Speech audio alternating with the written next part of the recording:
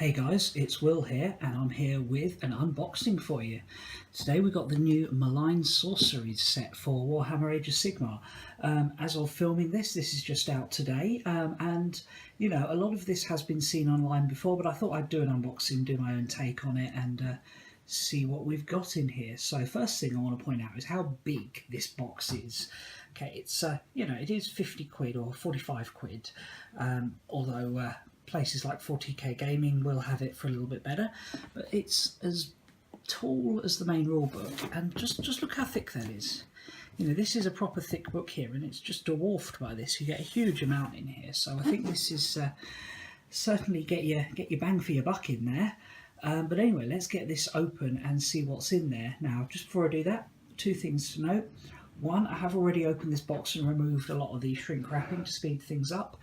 And secondly, although I did pick up Soul Wars as well, I won't be doing an unboxing on Soul Wars because I've already split it on halves with somebody on it because they wanted the Night Haunts. So yeah, haven't got the full set to unbox for it. But let's, if I can reach around the camera and get this thing open.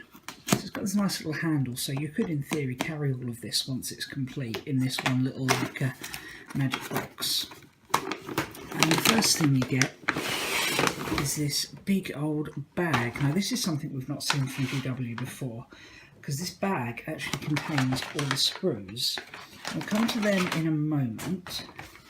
The other big thing in here is Malign Sorcery's rulebook, and this is certainly no pamphlet. This is a decent sized bit of kit here. What have we got? 88 pages, and this contains a mix of lore about the different laws of magic. You've got spells for each of the mortal realms, battle plans to have battles that include a bit more magic, pitch battle profiles for all of these new spells, and obviously the rules for using these new endless spells, which are somewhere. There's a lot in here. I haven't had a proper read through it yet, but as you can see, it's not just quick, this is how we do endless spells, and then a book of goodness knows what. You know, you've got a couple of pages on the endless spells, but then a whole lot more in here that's certainly going to be well worth a read. Painting guides, never seen, or haven't seen this for years in a GW rulebook. It's actually put the painting guide in the rulebook, so that's really cool. Nice pretty pictures. You know, it's the production quality you'd expect from Games Workshop. But when I was going through this, it did hit me that I couldn't actually find the rules for the spells, and I was like, well, where are they then? You know, do I PDF download them? Are they in this, which is the instruction manual? No, can't see them in there. But what is it? Where are they? Then opened up the box and found, oh, they're on cards. So yeah, these are at the bottom, and these are nice double-sided cards for the Balewind Vortex, which is the endless spell that's based off something that came out with Storm of Magic years ago, and then all the other spells in the box. I think there's like 12 or 13 of them in here. So if we just close in on this one, so yeah, they're full, proper nice stack cards, good quality glossy card, nice artwork or nice photos on the back. So all really high quality stuff there. And looking forward to using them on the battlefield, and having them with these these cards will be really handy because you won't have to keep flicking through the book for the rules. You can just, you know, you're at most going to have 2 or 3 of these in your army. Just, you know, keep them out on the side of the gaming table, and you can see what you've got at a glance. Now, the final thing is this big bag. So this has got all the sprues, and the first thing you notice is they're on multicoloured plastic. So we'll get this one out first. This is the bases, all the bases on one sprue, and they've already got this fairly sort of drab brown, which is ideal for basing. You know, you could just plonk those on there and use them as is to get going before you've had a chance to base them. But then here's the spells themselves. So this first one is in this that grey one that's obviously supposed to represent the more metallic spells. So we've got things like the cogs, the chains, that big old pendulum. That is huge. I mean, look at the size of that. It's like half the length of my hand. Got the swords there, the spell portals. This one got the grave tide there, with all the skulls across the top there, and then the big Ravanax gnashing jaws. Now, interesting thing about this one, I was listening to the Stormcast podcast, and apparently when they first cast this, the original prototype, once they printed it off, or moulded it, whatever they do with it, these teeth were so sharp they actually put quite a nasty cut into the guy that was assembling it, so they've had to actually blunt those compared to the original because it was just too sharp.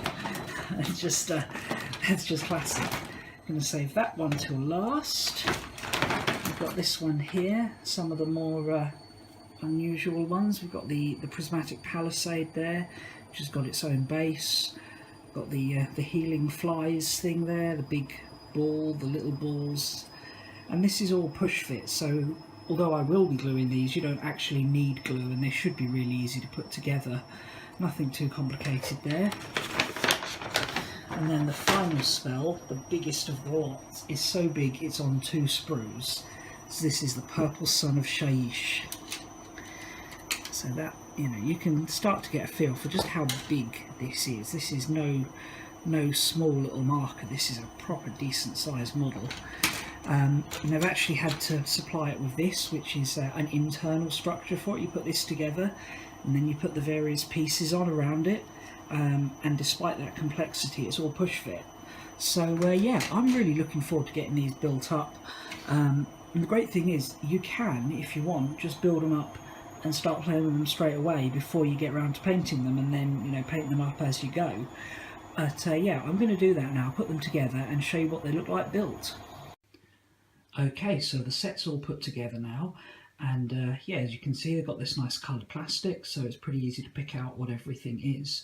Now, they advertise this as push fit, and for the majority of the models you could push fit them, but I've chosen to actually glue all of them so they're nice and firmly in place, because otherwise they'd be wobbling. And there's a couple on here that push fit really is pushing it, if I'm completely honest. The big jaws here, Ravanax gnashing jaws, a lovely model, but I just don't think that would hold together very well if it was push fit. And things like this, no, not so much that one, but the bugs here, the Emerald Life Swarm, I think it's called, that would just constantly be spinning on its base if you didn't glue it. So I think while technically they are push fit, they're not really going to want to glue them. Now, in terms of time to put these together, did all of this, apart from the Purple Sun, in about 45 minutes. Nice and easy, and that's including, cleaning it all up, drying, etc. Nice and straightforward. Then the Purple Sun. Now, this is probably my biggest criticism of this kit, but this was an absolute pig to put together. Now, it does look nice, no criticism on the sculpt here. It's a lovely model, and I'm not saying I know how I would have done it better to get the same results, but just bear in mind, this thing took me about 90 minutes. I watched a whole game of football while putting this thing together, and afterwards my fingers are sore. For starters, obviously push fit, all these spikes here, not these big ones you can miss, but all the little spike detail on there, if you're pushing that, that's pretty uncomfortable. Secondly, all the pegs in here just don't quite fit. You really have to on the internal structure of it, you have to file down almost all the pegs to get the outer pieces to fit.